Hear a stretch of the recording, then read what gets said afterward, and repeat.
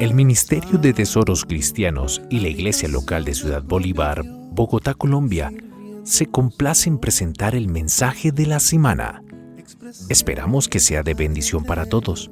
Y recuerda, suscríbete, dale like, comenta y comparte. Entonces, mis hermanos, los últimos domingos hemos estado viendo el juicio y la muerte de nuestro Señor Jesús. Y hoy el pasaje que nos corresponde es su sepultura. Este pasaje describe el funeral de nuestro Señor Jesús. ¿Quiénes intervinieron y cómo fue sepultado? Obviamente este pasaje tiene unos propósitos muy claros. Todos los evangelios relatan claramente cómo fue la muerte de Jesús. ¿Por qué? Porque más adelante, unos días después, los judíos iban a negar este hecho. Y con la historia de la iglesia también surgieron sectas, falsas doctrinas, donde se consideró la muerte de Jesús simplemente un acto arreglado por los apóstoles. Los musulmanes, por ejemplo, no creen que Jesús murió, simplemente quedó en la cruz desmayado. Y sus discípulos lo bajaron y lo ocultaron.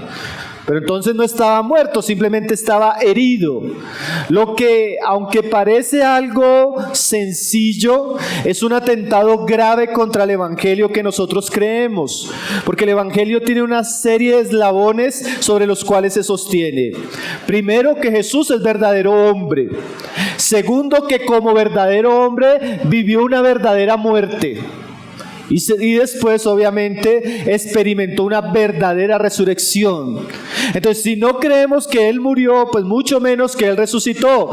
Y entonces concluiríamos que su muerte es una ilusión o una falsa idea de los creyentes, lo que atentaría contra doctrinas tan fundamentales como la muerte sustitutiva y expiatoria de nuestro Señor Jesús. Entonces, todos los evangelistas ocupan parte de sus evangelios relatando el hecho histórico y verídico de la muerte de nuestro Señor Jesús.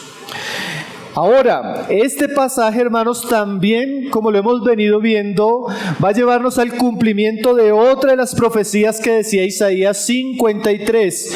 Con los ricos sería en su sepultura. Entonces, en la muerte del Señor Jesús van a aparecer dos importantes personajes: José de Arimatea y Nicodemo.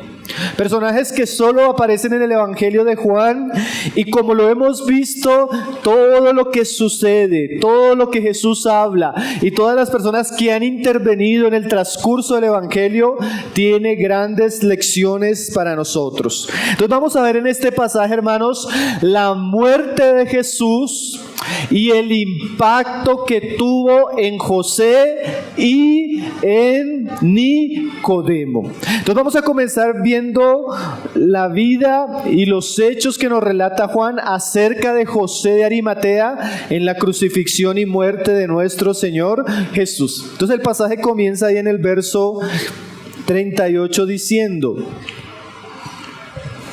después de esto, o sea, la crucifixión y muerte de Jesús, dice, José de Arimatea, que era discípulo de Jesús, pero secretamente por miedo a los judíos.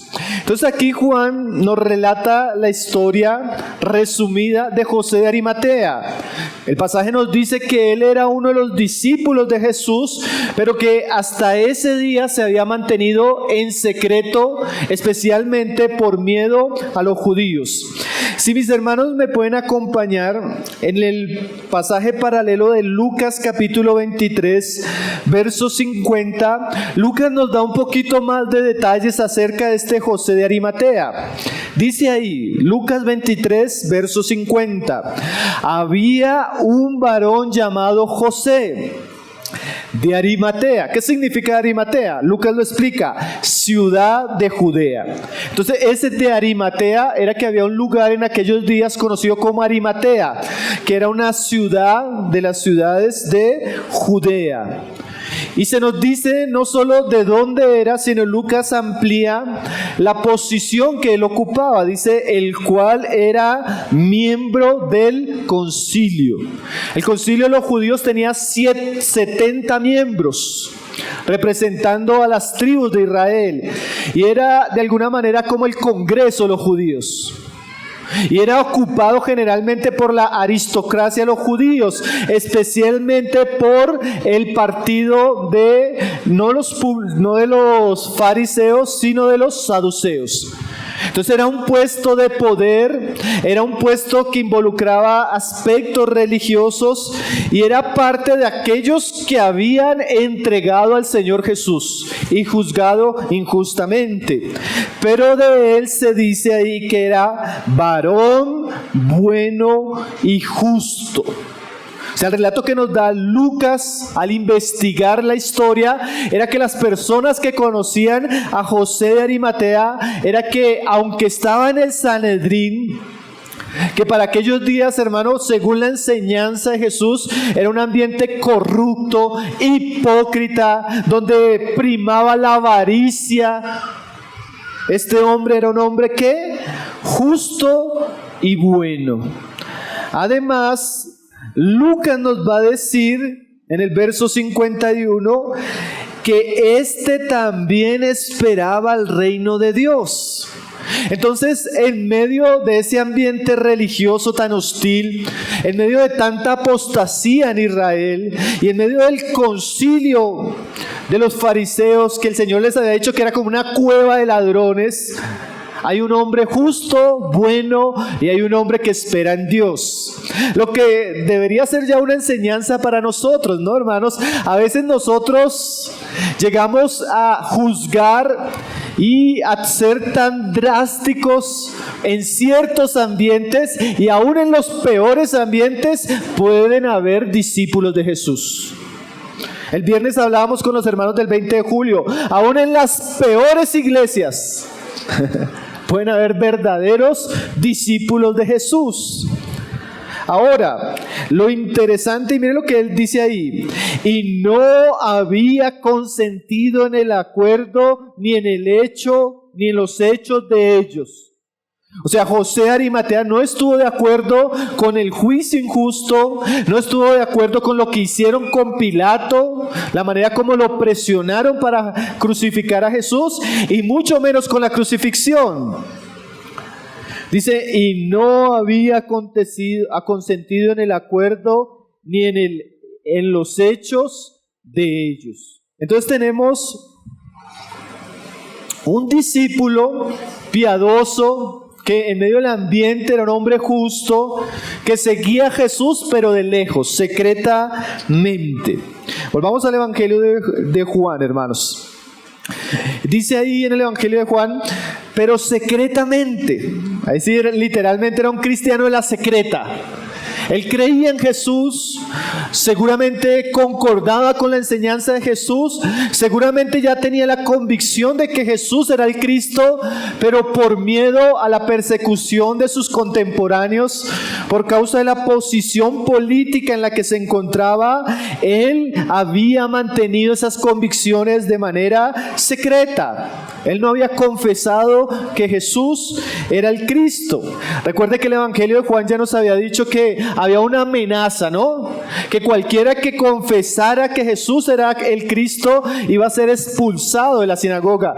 Y sobre todo, obviamente, este hombre con una posición todavía más visible sufriría mayores consecuencias. No era lo mismo un pescador de Galilea a un hombre de Judea con la posición que tenía José de Arimatea. Ahora, evidentemente ni el Evangelio ni nosotros podemos aplaudir esa vida secreta de José, pero es lo que nos dice la palabra. Ahora la pregunta es esta, hermanos: ¿qué sucedió en la vida de José de Arimatea que en el momento de la crucifixión su escala de valores y convicciones cambió? ¿Qué sucedió? Que él pasó de ser un discípulo de la secreta a exponerse públicamente sirviendo a Jesús el crucificado. Él no le siguió cuando hubo milagros, no le siguió cuando multiplicó los panes, no le siguió cuando entró triunfalmente a Jerusalén, pero ahora en la muerte está dispuesto a ir osadamente ante Pilato y pedir su cuerpo. ¿A qué podemos atribuir ese cambio? Bueno, hermanos, podemos comenzar a pensar que José fue testigo de la crucifixión, fue testigo de los sufrimientos, la humillación y la pasión de Cristo. Podemos pensar que José fue testigo en el momento que Jesús murió. Dice la Biblia que el lugar, la tierra se oscureció por 3 horas. Podemos pensar que José recibió las noticias de que el velo en el templo había sido rasgado. Podemos pensar que el terremoto no solo estremeció la tierra, sino estremeció el corazón de José. Podemos pensar que las noticias de aquellos que habían muerto y resucitaron ese día tocaron las puertas o los oídos de José de Arimatea. Podemos pensar que él vio al ladrón al lado de la cruz arrepentirse y creer en Jesús como el Mesías. Podemos pensar que las palabras del centurión, verdaderamente este es el Hijo de Dios, tocaron el corazón de José de Arimatea. También podemos pensar que cada una de las 7 palabras que Jesús dijo en la cruz tocó el corazón de este hombre. Padre, perdónalos porque no saben lo que hacen. De cierto te digo que hoy estarás conmigo en el paraíso. Dios mío, ¿por qué me has abandonado? Telestai, consumado es, tetelestai. Padre, encomiendo mi espíritu. Hermanos, no es difícil de pensar que todos los eventos que sucedieron en la muerte de Cristo tuvieron un impacto en algunos que estaban dudando, y eso les trajo profunda convicción. Ahora, hermanos, esto sería el comienzo de algo que ya habíamos leído. Si ustedes quieren ir conmigo a Juan 12, verso 33, Jesús hablando de su muerte, como lo dice el verso 33, miren las palabras que Jesús dice en el 32. Dice: y si yo fuere levantado de la tierra, a todos atraeré a mí mismo. El Señor había anunciado, hermanos, que en el momento que Él fuera levantado en la cruz, comenzaría a suceder una atracción espiritual en aquellos que iban a creer. La cruz iba a ser el instrumento por el cual Dios iba a reunir a su pueblo en la fe en Cristo. Y los primeros frutos de la obra de la cruz serían José y el otro compañero, Nicodemo. Entonces, cuando Cristo está siendo levantado en la cruz, estos hombres que habían escuchado, que le habían seguido secretamente, fueron tocados por la obra del Espíritu Santo. Y el poder de la cruz, escúcheme esto, hermanos, el poder de la cruz atraería a los hombres a Cristo mucho más de lo que lo atrajeron sus palabras, mucho más de lo que lo atrajeron los milagros. Mucho más que las señales. La cruz sería el instrumento magnético que Dios usaría para salvar a los hombres.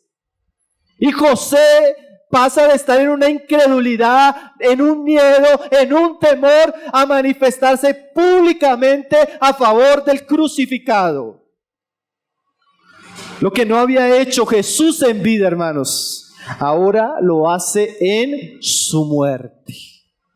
Y ahora Él comienza a atraer a los hombres así. Alguien decía, José olvidó sus temores y se fue a darle la cara al gobernador romano por su señor. La cobardía, la vacilación, la prudencia habían terminado. Ahora José se identifica públicamente con su Salvador. También el Señor había dicho en Juan 12:24, de cierto os digo, que si el grano de trigo no cae en tierra y muere, queda solo, pero si muere, lleva mucho fruto. Los primeros frutos de la cruz fueron estos hombres. Los primeros que se acercaron a Él con fe. Por eso más adelante Pablo decía que Él no se avergonzaba del mensaje de la cruz. Porque el mensaje de la cruz, ¿qué, hermanos? Era poder para salvación. La obra de Cristo en la cruz, hermanos, puede cambiar a un hombre cobarde, tímido, pusilánime, en un creyente osado, valiente y comprometido con Dios. La obra de la cruz puede cambiar a un hombre pecador, impío, sucio, en un hombre santo. La obra de la cruz puede transformar vidas, familias, ha transformado ciudades enteras, países. Y nosotros debemos ver y de alguna manera ser esperanzados, hermanos, en el poder atractivo que tuvo nuestro Señor Jesús en su muerte. Sí, la obra en la cruz, hermanos, yo creo que el Espíritu Santo comenzó a hablarle a José de todo lo que había oído de Jesús, de lo que Jesús había anunciado, y ahora comenzó a entender que este era el siervo sufrido de Jehová, que Él era el que iba a cargar nuestros pecados, que Él era el que iba a morir por la salvación del pueblo.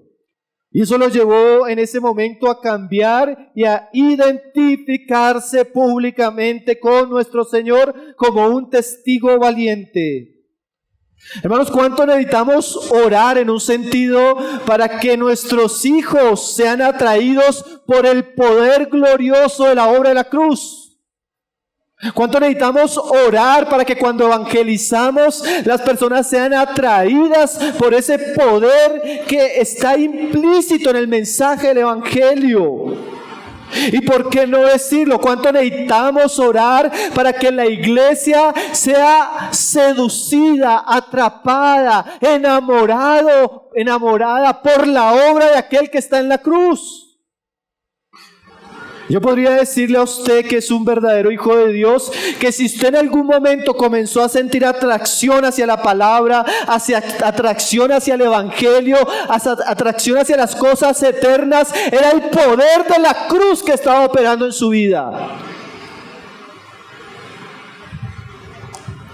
Y eso es lo que hemos disfrutado domingo tras domingo cuando nos hemos sumergido en este evangelio, hermanos.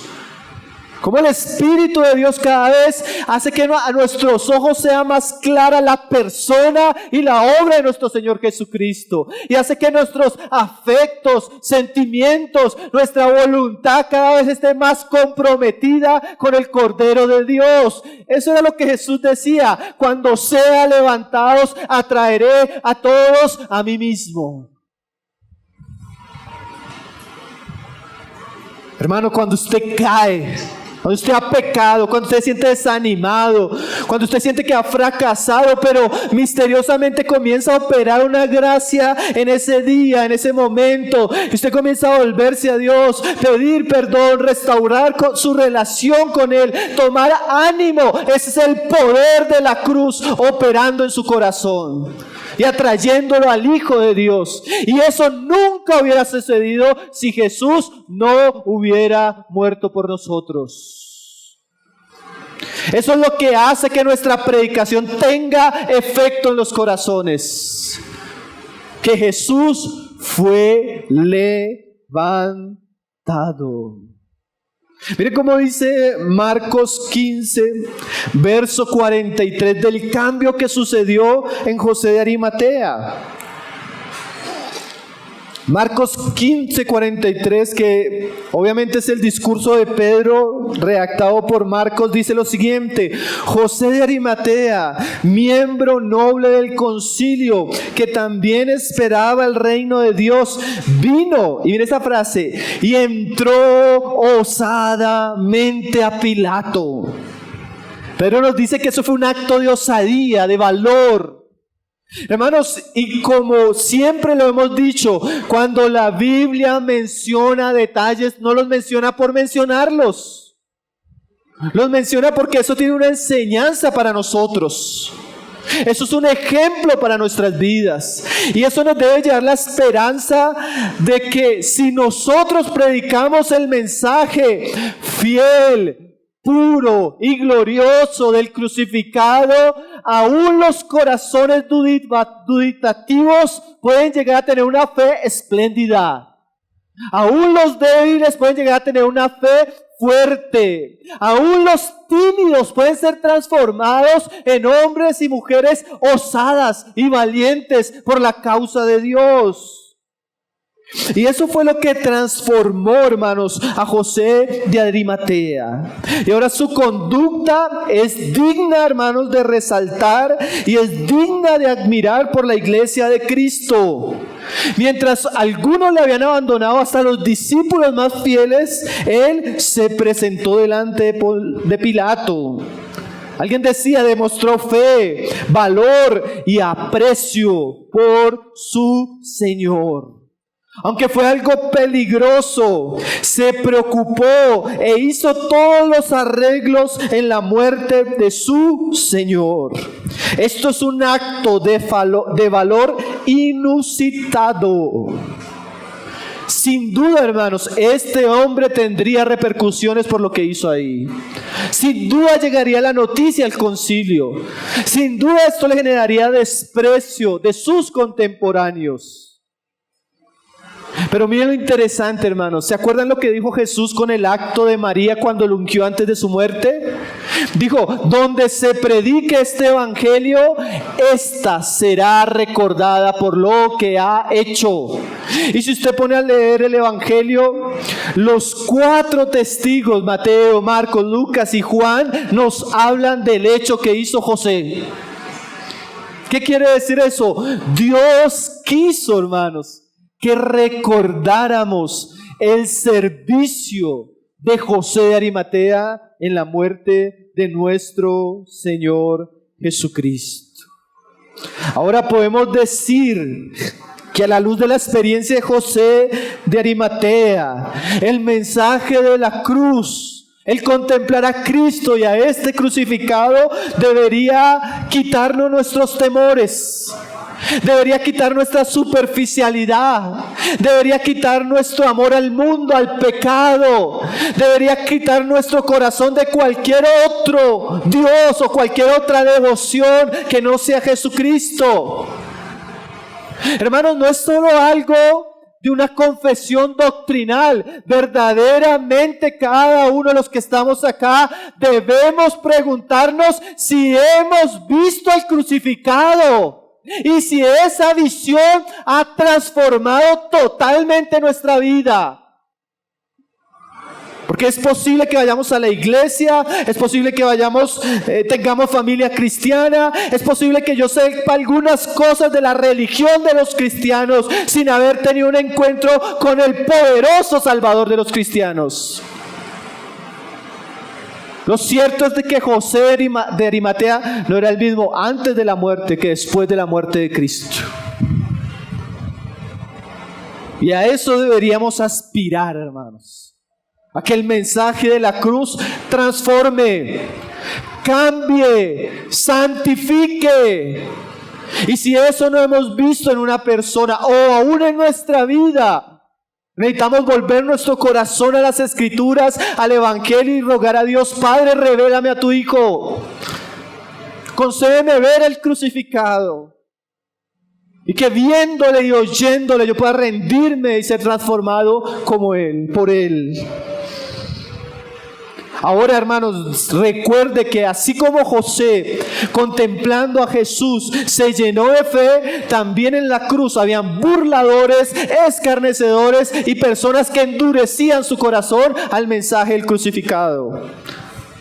Que caminemos el camino de José de Arimatea y no de los hombres impíos que pisotean y tienen en poco la obra de nuestro Señor Jesucristo. Entonces, viendo un poco el cambio y cómo eso movió a José de Arimatea, vamos a ver lo que él hizo con nuestro Señor Jesucristo, que también, como decíamos ahora, es digno de ser recordado, hermanos, es digno de ser considerado. Dice ahí Mateo, que nos da un poquito más de detalles explícitos de la obra de José. Dice Mateo 27, verso 59. Y tomando José el cuerpo, lo envolvió en una sábana limpia. Hermanos, todo el trabajo de preparar el cuerpo, llevarlo y sepultarlo fue obra de José de Arimatea. Recuerden que este es un hombre rico, poderoso, pero en este momento, en un acto de valor y de devoción hacia su Señor, él va a Pilato y le ruega a Pilato que le entregue el cuerpo. Es curioso, hermano, que la familia no haya ido. Es curioso que los discípulos no hayan ido. Seguramente el miedo, seguramente los horrores de la cruz y todo lo que había sufrido Jesús había generado en ellos una nulidad. Ellos no sabían ni qué hacer en ese momento. Y Dios mueve el corazón de este hombre va ante Pilato. Los evangelios nos dicen que Pilato manda a un centurión a corroborar si ya había muerto Jesús. Cuando vuelve, él dice que decide entregarle el cuerpo a José. Ahora mire la descripción que hace Spurgeon, que está implícita en esta pequeña frase. Él dice de José de Arimatea: él solicitó el cuerpo de Jesús, después se dirigió al monte del Calvario, donde las cruces seguían en pie. Tomó una orden firmada del gobernador y la presentó al oficial a cargo. El propio José es el primero en colgar la escalera, ayudando a despegar los grandes clavos y a bajar el cuerpo bendito del Señor. Él mismo consiguió y trajo un lino fino que tuvo lo suficiente para poder abrigar y recibir el cuerpo del Señor. Él baja reverentemente el cuerpo de Jesús de la cruz y lo envuelve tiernamente con los costosos lienzos que ha comprado. Usted puede ver a José de Arimatea haciendo esa obra, hermanos. Va de Pilato, vuelve rápidamente, él mismo se sube a la escalera y él toma el cuerpo del Señor ensangrentado, quita los clavos y él comienza a alzarlo y a bajarlo. Inmediatamente él lo envuelve en una sábana de lino que había preparado para ese momento y comienzan a caminar rumbo al sepulcro, que nos dice el Evangelio de Juan, quedaba cerca del lugar de la crucifixión. Hermanos, esos datos y ese énfasis en la obra de José, en la muerte del Señor, también es bien significativo para nosotros. Y además, hermanos, está el ingrediente que los judíos, como lo veníamos viendo en los pasajes anteriores, consideraban ese sábado como un sábado de reposo muy solemne, porque era el sábado de la Pascua. Entonces, al José coger el cuerpo de Jesús muerto, se contaminaba. Entonces ya no podía ni celebrar la Pascua ni guardar el día de reposo, porque de alguna manera por los rituales judíos quedaba impuro, cosa que le había preocupado bastante a los judíos, pero no a él. Él estuvo dispuesto, hermanos, a identificarse con nuestro Señor y a contaminarse con nuestro Señor. Sus acciones, como decíamos, seguramente iban a generar una reacción de los suyos, pero a él no le interesó. Él de alguna manera tenía un afecto, una devoción. Su corazón y su comprensión acerca de Cristo era tan grande que se involucró de principio a fin.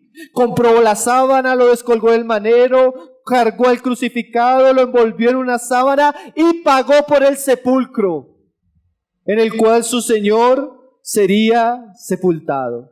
¿Usted no piensa que eso es un gran ejemplo para nosotros, hermanos?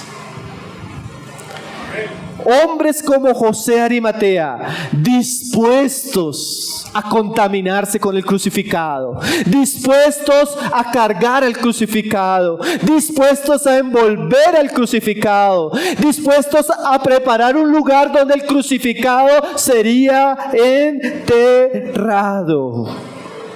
Alguien decía, ojalá existan santos así en nuestra generación, dispuestos a amar y a servir a Jesús en su muerte, dispuestos a honrarlo en la tierra como Él es honrado en los cielos. ¿Usted está dispuesto a identificarse con su Señor? ¿Usted está dispuesto a sufrir el agravio por su Señor? ¿Usted está dispuesto a cargar el muerto, en un sentido el cuerpo muerto de su Señor? Algunos dirían, hermano, pero ya no tenemos esa posibilidad. Pero el mismo Señor había enseñado que cada vez que lo hacemos a uno de sus pequeños, a Él lo hacemos. ¿Y qué pudiera significar eso? Que cuando por amor a Cristo y por devoción a Cristo, yo me compadezco de un hermano, yo me compadezco del impío que está muerto, y en esa compasión estoy dispuesto a ir a predicarle el evangelio, a llevarlo a conocer a Cristo. Para Cristo lo estoy haciendo. Cuando yo estoy dispuesto a sufrir la crítica, la murmuración, la difamación por causa de Cristo y de su testimonio, yo estoy caminando el camino de José de Arimatea. Cuando yo estoy dispuesto a pagar un precio, un lugar para que mi Señor sea honrado en su sepultura, para el Señor lo hago. Entonces las posibilidades de servir, adorar a Cristo hoy están abiertas a todos los hijos de Dios. Hoy están dispuestas a todos los que verdaderamente le aman. Hermanos, ¿y cómo esto nos debería llevar a examinarnos y a examinar nuestro servicio a Cristo? Yo pensaba, tal vez yo no puedo cargar el cuerpo del Señor, pero tal vez cuando me encuentro un hermano en pecado, alejado, ¿cuánto estoy dispuesto yo a servirle? A acercarme a Él, a alzarlo, a contaminarme con su carga, con sus luchas. Hermano, cuando yo pensaba en eso tenía que pedirle perdón al Señor, porque muchas veces el servicio que prestamos a los hermanos, a la iglesia, lo hacemos con indiferencia, lo hacemos con crítica, lo hacemos como si eso fuera una carga. Pero si en ese momento pudiéramos contemplar a Cristo en nuestro trabajo, si pudiéramos contemplar a Cristo en ese hermano débil, necesitado, carnal, si pudiéramos contemplar a Cristo en ese hermano que tal vez ha pecado contra mí, si pudiéramos contemplar a Cristo en esa persona que es difícil, tal vez esa contemplación nos llevaría a cargar eso sucio, eso contaminado, con más amor, con más reverencia, con más nobleza. El problema es que no vemos a Cristo en el servicio. El problema es que vemos a las personas, pero no sabemos que cuando a uno de los pequeños de Él hacemos, a Cristo lo hacemos. Yo diría, por ejemplo, hoy, hermano, hoy tenemos un gran día, hoy vamos a almorzar juntos. Yo me ponía a pensar, si mis hermanas que pasaron la noche, trasnocharon, hicieron un gran esfuerzo para preparar un alimento, hicieron ese alimento pensando que lo hacían para Cristo, cuán grato es ese alimento, ¿no, hermanos? Si la mamá piensa que el sacrificio, el esfuerzo, la dedicación que hace por esos niños desde su nacimiento y todo lo que es su crianza, lo hace como para Cristo, cuán grata y placentera sería la crianza en el hogar. Si el ministerio que nosotros llevamos en la iglesia lo hacemos considerando a Cristo, cuán fácilmente podríamos renovar nuestras fuerzas y nuestro ánimo, y no nos cansaríamos a pesar de la ingratitud de aquellos que servimos. Hermanos, así como José de Arimatea, estemos dispuestos a contaminarnos con el testimonio de Jesús. Estemos dispuestos a pagar un precio. Estemos dispuestos a pagar y a caminar la segunda milla. Estemos dispuestos a hacer lo que otros no están dispuestos a hacer. Amén. Amén. Ahora, hermanos, entra la participación de Nicodemo. Vamos a verlo en el verso 39. José hizo todo el arreglo. Alguien dice, José preparó el cuerpo, llevó el cuerpo, compró el lugar. Y ahora Nicodemo se involucra con la unción que se va a derramar sobre el cuerpo de nuestro Señor Jesús. Verso 39. Dice, también Nicodemo, el que antes había visitado a Jesús de noche, vino trayendo un compuesto de mirra y de aloes como de 100 libras.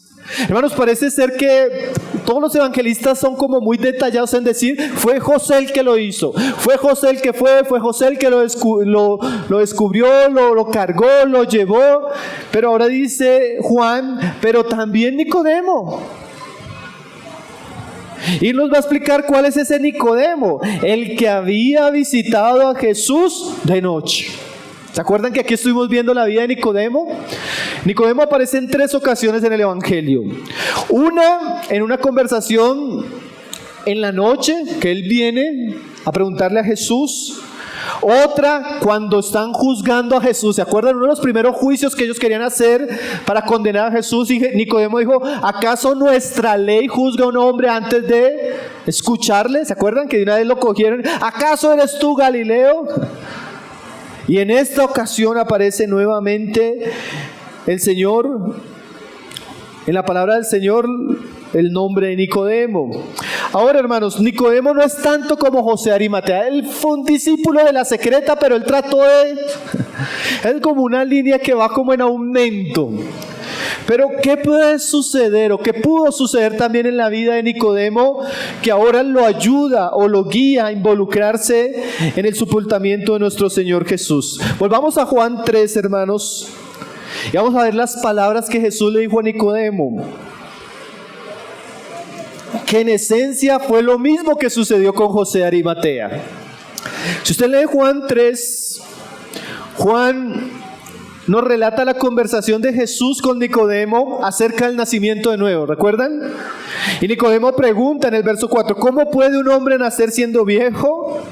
Y Jesús le explica, y en el verso 9 Nicodemo comienza a volver a preguntar, ¿cómo puede hacerse esto?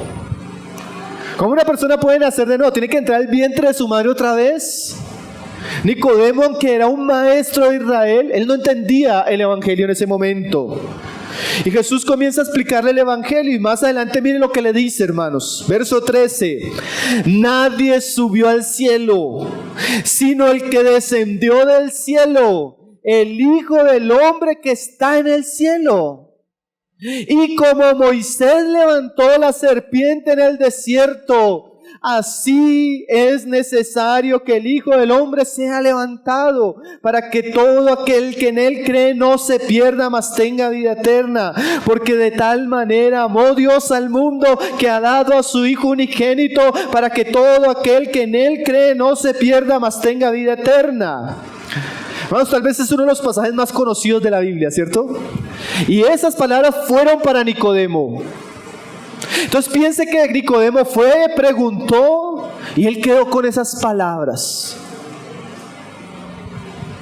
Nadie subió al cielo, sino el que descendió del cielo, el Hijo de Dios. Y como Moisés levantó la serpiente en el desierto, así es necesario que el Hijo del Hombre se levante. Yo me pongo a pensar, ¿qué tiene que ver esto con el nacimiento de nuevo? La serpiente en el desierto levantada, y que el Hijo del Hombre se ha levantado para que creamos en Él. ¿Y qué es eso de que Dios nos amó de tal manera que dio a su Hijo?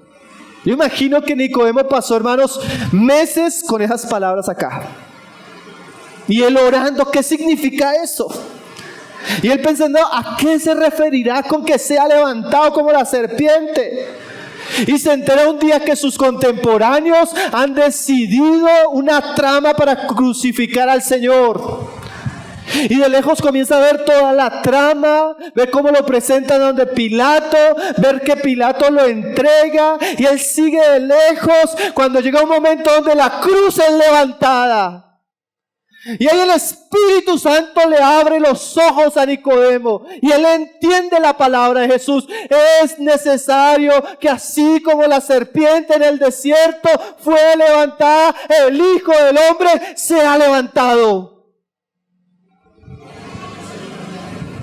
Y vienen esas siguientes palabras: porque de tal manera amó Dios al mundo.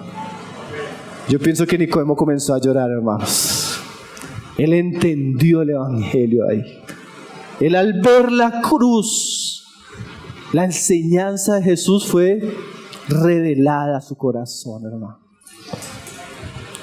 ¡Ay, qué cosa maravillosa!, ¿no, hermanos? A eso era lo que nos referíamos ahora, el poder de la cruz. Atraer a los hombres, abrir los ojos a los hombres, para que ellos entiendan el plan de salvación de Dios y el gran amor del crucificado. Yo creo que inmediatamente él entendió eso, fue a traer la mirra. Inmediatamente al ver eso, su corazón se llenó de esa alegría mezclada con tristeza. Este es el siervo sufrido de Jehová. Este fue el que entregó su vida, como lo decía Isaías, él cargó mis pecados, mi rebelión fue sobre él. Yo me había descarriado y Dios quiso poner sobre él mi pecado. Afligido, no abrió su boca. Él estaba siendo testigo del cumplimiento de la profecía y de las propias palabras de Jesús. Hermanos, eso traería un impacto glorioso en el corazón de Nicodemo. Mira lo que dice Juan Calvino. Él dice acerca de José y de Nicodemo: aquí tenemos una extraordinaria prueba de que la muerte de Cristo fue más vivificadora que su vida. Tan grande fue la eficacia del grato olor de la muerte de Cristo en la mente de estos dos hombres, que apagó con rapidez todos sus miedos, incredulidad y pasiones de la carne.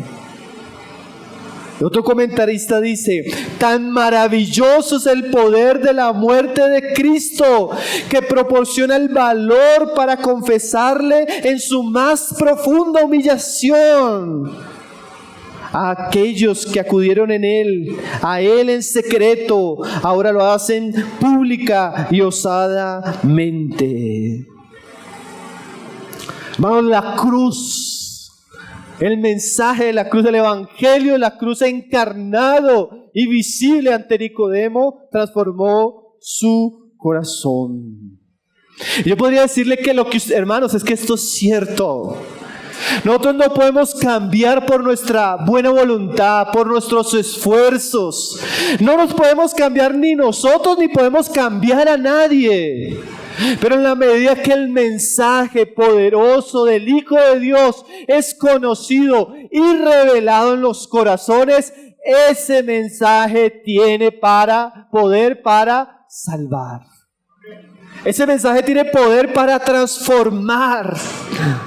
Usted puede ver en la peor persona, hermanos. Yo recuerdo hace poco que estuvimos con los jóvenes hombres acampando y pasamos una noche los hermanos contando el testimonio. Hermanos, lo que éramos antes de Cristo. Lo que éramos. Perdónenme la expresión, nuestras vidas eran miserables, esclavos del pecado, engañados por este mundo. Vivíamos para la locura de nuestros deseos pecaminosos. Entonces era chistoso.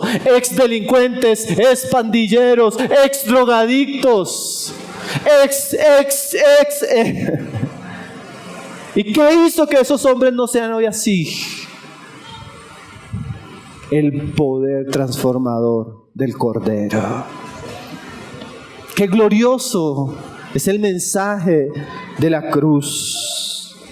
Entonces mira lo que hizo Nicodemo. Dice, también Nicodemo, el que antes había visitado a Jesús de noche, ya no viene de noche, ya viene ahora públicamente a la luz del día. Y mire cómo viene, hermanos, que esto también, estos detalles son bien interesantes. Vino trayendo un compuesto de mirra de aloes como de 100 libras. La mirra, mis hermanos, era una especie de resina tomada de los árboles que era muy fragante, ¿sí? Entonces se mezclaba con unos polvos, como en este caso con polvos de aloe, y eso generaba como una especie de aceite aromático que era muy costoso. Generalmente estaba muy asociado con la muerte. ¿Por qué? Porque esta mezcla se mezclaba. Esos ingredientes se mezclaban y hacían que tomara un olor muy aromático, y además hacía que fuera algo como antiséptico. Quiere decir que el cuerpo no se descomponía tan rápido. Era el formol de la época, pero olía rico y era caro, hermanos. Era bien caro. Y miren lo que dice el pasaje. Vino trayendo un compuesto de mirra y de aloes como de 100 libras. Algunos comentaristas dicen que la cantidad era exagerada. Una libra griega equivalía a 327.5 gramos de perfume. Por tanto, si se trataba de 32 kilos de ungüento, 100 libras. Entonces no solo era algo grande, sino era algo caro. Entonces algunos comentaristas dicen, eso nos muestra el tipo de perfil de personas que estuvieron involucradas. José era un hombre rico, porque solo los ricos tenían tumbas cavadas por ellos mismos alrededor de la ciudad. Y Nicodemo también era un hombre de mucho dinero, porque el compuesto que traía era una cantidad exorbitante. Pero alguien decía, esto muestra la riqueza de Nicodemo, pero también el profundo gesto de adoración de Nicodemo en la muerte de Jesús. Mira lo que dice Spurgeon: la obra de Nicodemo haría que la tumba de Jesús no fuera una bóveda fétida, sino una cámara perfumada, tapizada con los lienzos de lino fino que envolvieron a Cristo, y olorosa con las especies que prodigaron la dulce adoración de su siervo Nicodemo. Entonces, hermanos, uno puede pensar, ¿qué es la muerte? Ya está muerto, ¿no? Muchos hubieran dicho, el corazón de Judas, si Judas hubiera sido el encargado del sepultamiento de Jesús, Judas hubiera dicho, no, ¿para qué gastarlo en un muerto? ¿Se acuerdan? Porque eso lo dijo con la mujer. El corazón de alguien que desprecia y es indolente no ve importancia en los detalles y en el valor de las cosas. Pero si Nicodemo, volvemos a la historia, si Nicodemo había visto en la muerte de Jesús el cumplimiento de la profecía de Isaías y de las palabras de Jesús, lo que él iba a hacer era más que un gesto de misericordia, era un gesto de adoración. Alguien decía, esa cifra de 100 libras ni siquiera en el entierro de un rey se gastaba. O sea, eso debe haber generado un olor fragante, fuerte, en la tumba de Jesús. Alguien decía, comentando este pasaje, hermanos, así como Nicodemo dio con tanta liberalidad a Cristo muerto, cuán generosos deberíamos ser usted y yo con el crucificado. Si tenemos algo, lo que sea, démoslo a Cristo. ¿Qué tenía Nicodemo y José? Ellos tenían la tumba, tenían el lino, tenían el dinero para las pócimas que querían ponerle al cuerpo, y eso dieron. Un ejemplo de adoración a aquel que entregó su vida por ellos. Hermanos, ¿no debería nosotros eso llamarnos la atención? Yo quisiera preguntarle a usted, ¿hace cuánto usted no hace algo por Cristo que valga la pena? Que haya sido costoso, que le haya implicado sacrificio, que le haya implicado dinero. Porque a veces no estamos dispuestos a dar nada, ni tiempo, ni corazón, ni esfuerzo, ni lo que Dios mismo nos ha provisto. Somos indiferentes, somos duros de corazón. Cuando realmente las personas como María, Nicodemo y otro pudieron contemplar a Jesús en su gloria, ellos estuvieron dispuestos a dar. Ellos estuvieron dispuestos a darse. Ellos estuvieron dispuestos a servir, a entregarse. ¿Qué tiene usted? ¿Qué tiene usted para Cristo? ¿Con qué usted perfuma la muerte de Cristo? ¿Con qué usted hace que el dulce aroma de su vida, de su consagración, de su devoción, enaltezca el sacrificio de su Señor? Lo cierto es que Dios no nos pedirá más allá de lo que tenemos, pero sí espera que le demos lo que hemos recibido de Él. Hermanos,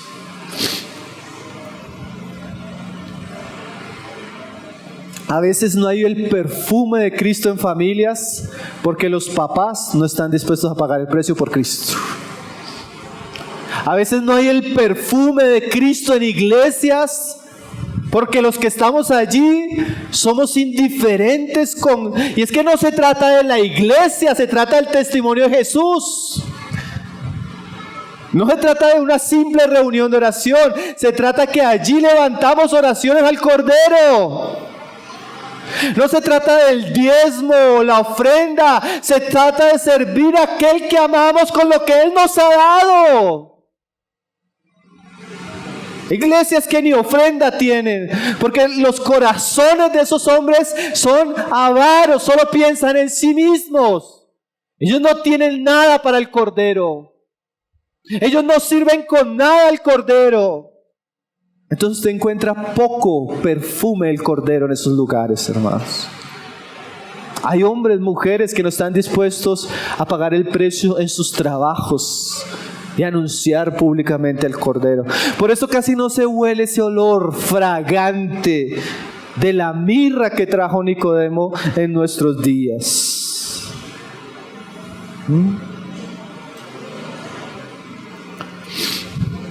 Hermanos, algo que es interesante en este pasaje, para ir cerrando, ahí en Juan 9:40 al 42, es que todo esto se hizo con mucha prisa. Mira lo que dice el pasaje. Tomaron pues el cuerpo de Jesús y lo envolvieron con lienzos, con especies aromáticas, según es costumbre sepultar entre los judíos. Entonces los judíos, ¿cómo sepultaban, hermanos? Ellos cogían el cuerpo de la persona y comenzaban como a envolverlo en una manta de lino fino en este caso, y en esa manta le iban envolviendo con el aceite que tenían, con la mirra, ¿sí? Entonces de alguna manera estaban como el sudario, ¿no? Las vendas, como una especie de vendas donde envolvían el cuerpo. Y así era la costumbre de los judíos. Juan está explicando por qué él escribe a Romanos, ¿no? Y dice en el verso 41, y en el lugar donde había sido crucificado había un huerto, y en el huerto un sepulcro nuevo. Los otros evangelios nos dicen que era el sepulcro de José, en el cual no había sido puesto ninguno. Allí pues, por causa de la preparación de la Pascua de los judíos, y porque aquel sepulcro estaba cerca, pusieron a Jesús. Entonces los detalles que nos da Juan, hermanos, nos muestran que toda la preparación del cuerpo y el entierro de nuestro Señor Jesucristo fue muy rápido. Algunos llegan a considerar que el Señor murió más o menos a la hora 3:00 de la tarde. Entonces más o menos le quedaban 3 horas antes de que anocheciera. Significa que en esas 3 horas José tuvo que ir a Pilato, tuvo que volver, tuvo que bajar el cuerpo, tuvo que llevar el cuerpo y tuvo que preparar el cuerpo.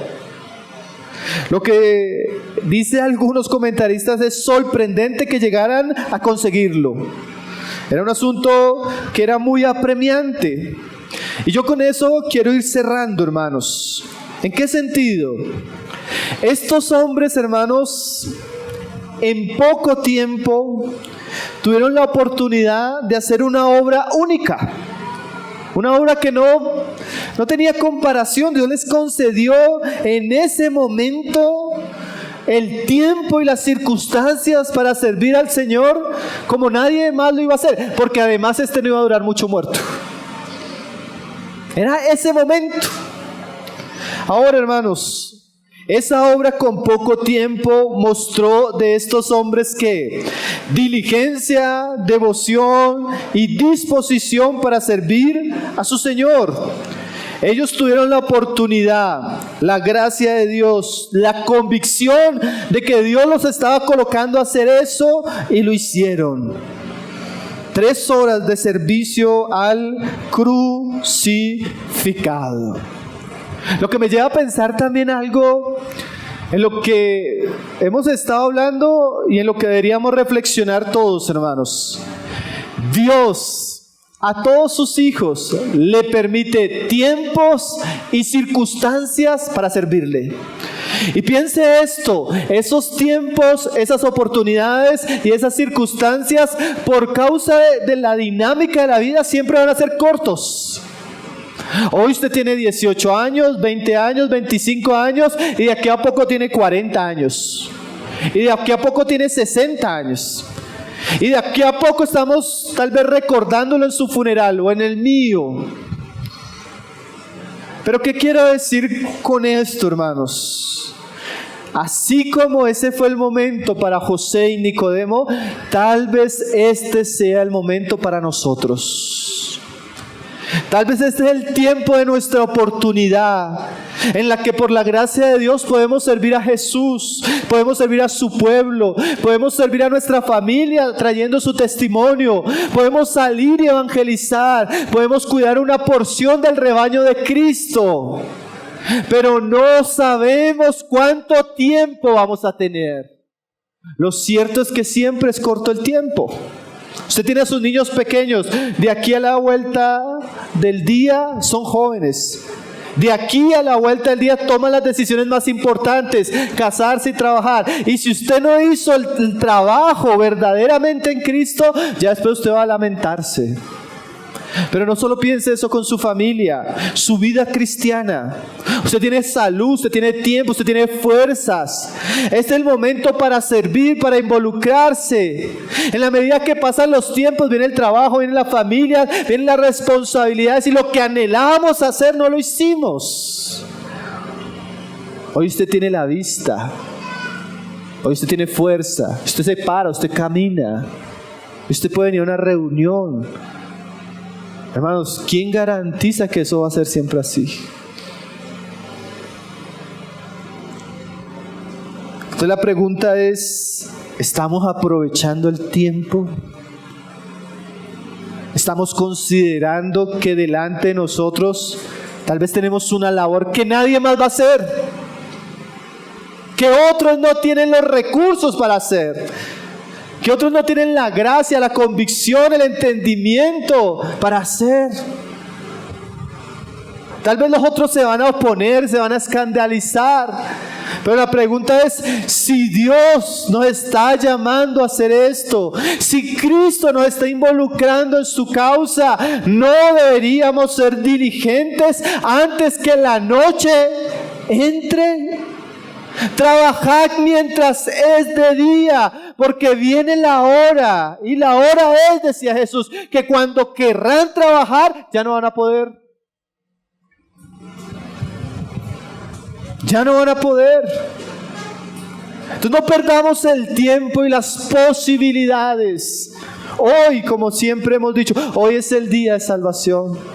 Hoy es el día de comprometernos con Cristo. Hoy es el día de orar, Señor, mira, está pasando mi tiempo, ya llevo 1 año de creyente, ya me bauticé, ya llevo 5 años, ¿qué quieres tú conmigo? ¿De qué manera puedo servirte? ¿De qué manera puedo involucrarme? ¿En qué puedo cooperar con tu testimonio? Y también podría decir a los que ya están llevando la carga y esa carga está siendo pesada: mire el crucificado, no desmaye, no desista, no vuelva atrás. Algún día aquel que estuvo crucificado va a decirle: siervo bueno y fiel, en lo poco fuiste fiel, en lo mucho te pondré. No mire los problemas, no mire las situaciones, mire el Cordero, siga el Cordero, fortalezcas en el Cordero y sirva al Cordero.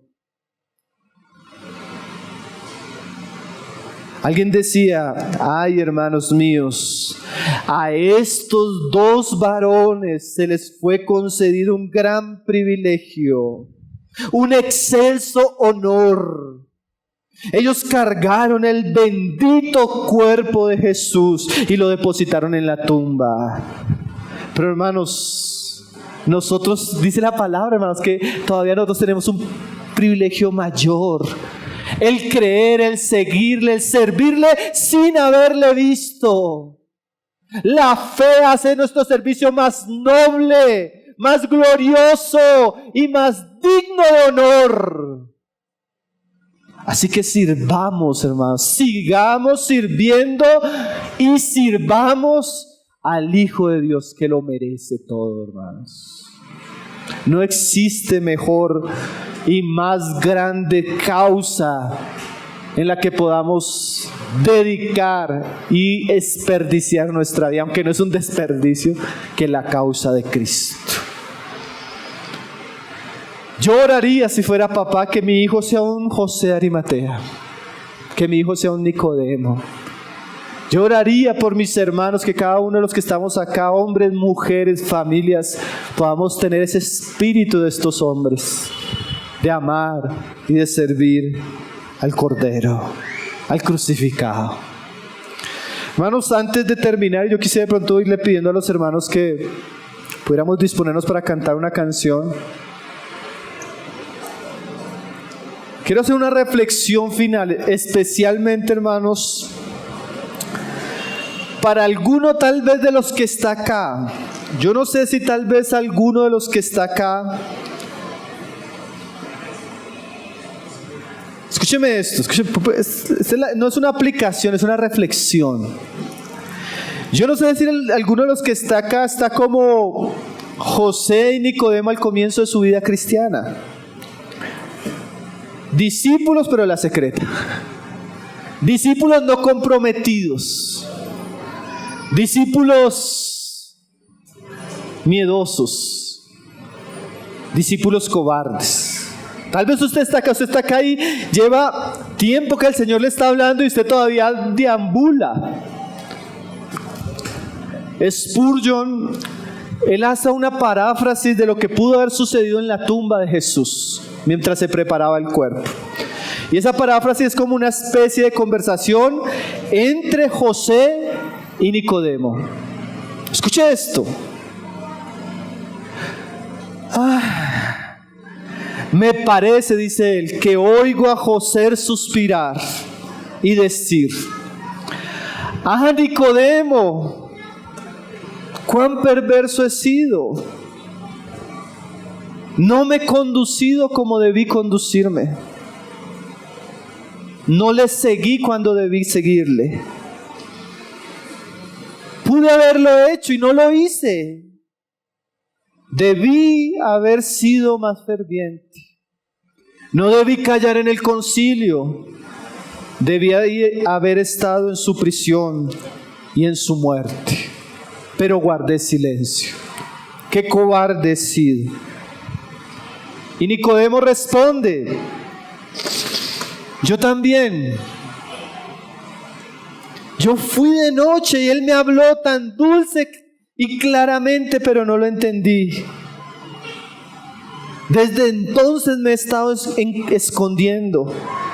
pero ahora entiendo su amor, su mensaje y su obra.